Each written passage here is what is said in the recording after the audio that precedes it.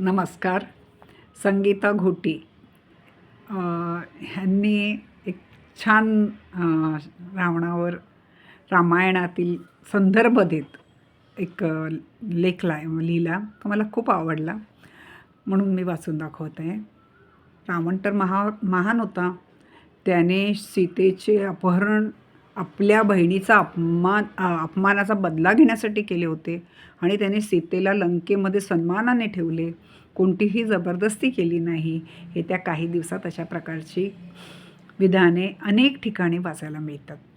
विश्वास ठेवा. आपल्यातील बहुतेक लोक अशी विधाने ऐकून त्यावर विश्वास ठेवतात किंवा अशा लोकांकडे आणि लेखाकडे दुर्लक्ष करणे योग्य समजतात. पण प्रत्यक्षात असे घडते की सामान्य जनता ही आपल्या दैनंदिन व्यापात गुंतलेली आहे. ती अशा सोप्या आणि स्पष्ट भाषेत लिहिलेल्या तर्काला सत्य मानून बसते. पण सर्व खरे आहे का? रामायण खरोखरच असे सांगते का? रामायणानुसार शूर्पणखा ही अतिशय कुरूप, घृणास्पद दिसणारी, दुष्ट विचारांची आणि स्वभावांची स्त्री आहे. ती वनात सुंदर शरीर असलेल्या रामाला पाहते, मोहित होते. मायेने म्हणजे स्वतःचे रूप पालटून ती रामाकडे येते, लग्नाचा प्रस्ताव ठेवते. इथपर्यंत काहीही चुकीचे नाही. कोणी आवडले आणि प्रपोज केले तर काही चुकीचे नाही. परंतु राम जेव्हा तिला सांगतात की अयोध्येचे ते राजकुमार आहेत आणि वनवासामुळे पत्नी आणि भावासोबत वनात आले आहेत, तेव्हा शूर्पणखा सीता आणि लक्ष्मणाला मारून टाकण्याची भाषा करते, जेणेकरून राम तिच्यासोबत आरामात राहतील. ती सीतेची बारीक पोट असलेली कमकुवत कुरूप अशी थट्टाई करते. अशा गोष्टी ऐकून म्हणजेच कोणी आपल्या पत्नीचा अपमान करत असेल आणि तसेच तुमच्या भावाला मारण्याची धमकी देत असेल तर कोणालाही राग येईल. पण सुज्ञ लोक याला एखाद्या वेड्याचे प्रलाप मानून हसण्यावारी नेतात. या गोष्टी ऐकून राम परिहासाने थट्टेत म्हणतात की ते आपल्या पत्नीसोबत आहेत, लक्ष्मण नाही, म्हणून तिने लक्ष्मणाला विचारावे. लक्ष्मणाची संमती असेल तर त्याच्याशी विवाह करावा. त्यानंतर ती लक्ष्मणाकडे जाते आणि त्याला प्रपोज करते. लक्ष्मण उत्तर देतात. ते राम आणि सीतेची सेवा करतात. जर शूर्पणखेला स्वीकारले तर तिलाही राम आणि सीतेची सेवा करावी लागेल. दोन्ही पुरुषाकडून नकार मिळाल्यावर तिने रागाने सीतेला मारायसाठी ती धावते, ज्यावर राम शूर्पणखेला दंड देण्यासाठी लक्ष्मणाला आदेश देतात आणि लक्ष्मण तिचे कान आणि नाक कापतात. हे त्याचा संदर्भ तिने दिलेला आहे. अरण्यकांड 17 आणि 18 सर्ग.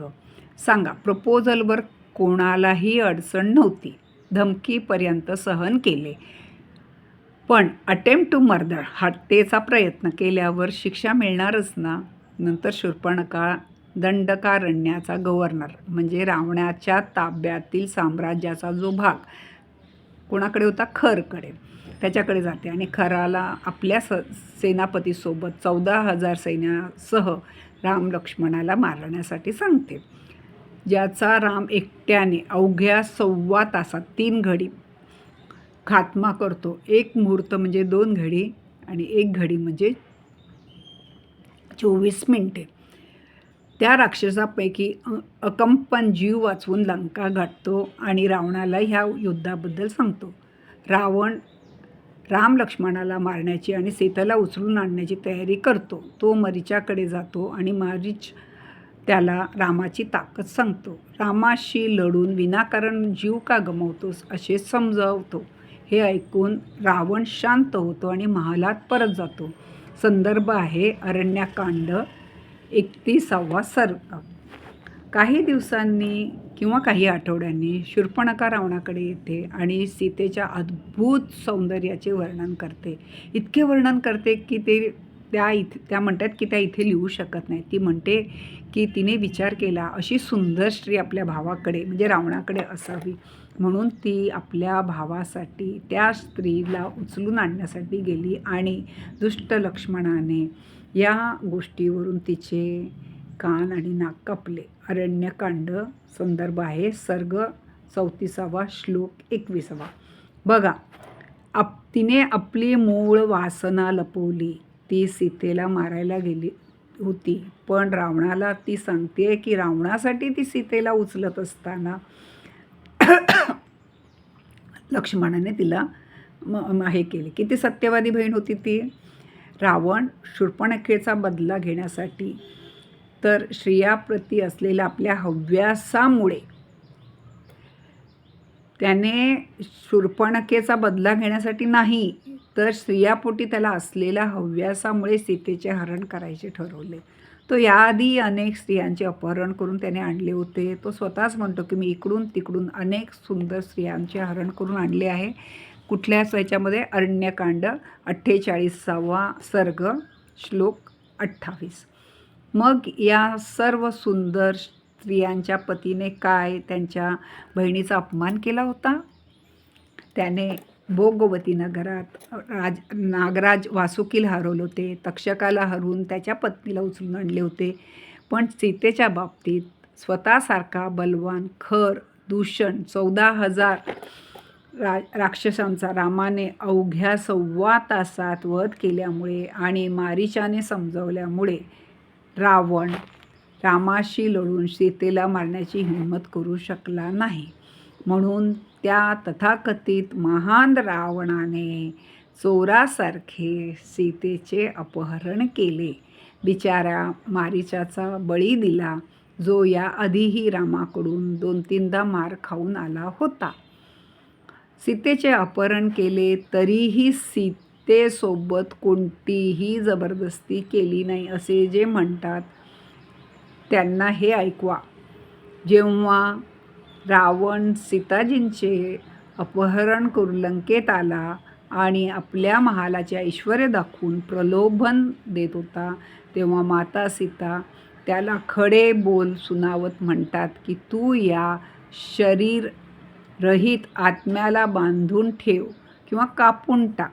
मला हे शरीर आणि जीवन आता नको. अरण्यकांड 56 सर्ग श्लोक 21. याचा अर्थ काय? हाच ना की तू जर माझ्याजवळ आलास त्याआधी मी स्वतःचा जीव देईन.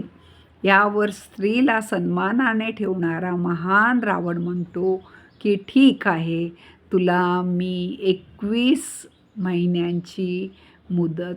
12 महिन्यांची मुदत देतो. इतक्या काळात स्वतःहून तू माझ्याकडे ये आणि जर 12 महिन्यानंतरही तू माझ्याकडे नाही आलीस तर माझ्या सकाळच्या भोजनासाठी आचारी तुला कापून शिजवतील. अरण्यकांड 56 सर्ग श्लोक 24 आणि 25. मग आता सांगा, किती महान होता रावण. खरंच असे संदर्भासहित जर कोणी व्यवस्थित विश्लेषण केलं की मग वाटतं मला की खरंच किती आपण कल्पना नाही करू शकत इतकं त्या दोघांचं, राम आणि सीतेचं एकमेकावर प्रेम होतं. आणि त्यामुळेच राम सीतेला सोडवायला रामांनी राम सेतू बांधला. आपल्याला कधी कधी अशा उडत येतात गोष्टी आणि आपल्याला त्याला तर्कशुद्ध उत्तरं देता येत नाहीत, कारण आपण खरं रामायण वाचलेलं नाही. आता हे असं तर्कशुद्ध मिळालं की मग बरं वाटतं ऐकायला.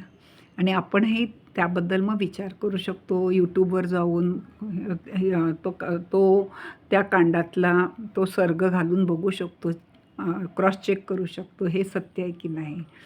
आणि हे सगळं बघितल्यावर, आई वाचल्यावर आपल्याला आपल्या आराध्य देवाबद्दल अजून प्रेम, आस्था, भक्ती वाढते. तुम्ही माझं ऐकता त्याबद्दल मी खूप आभारी आहे.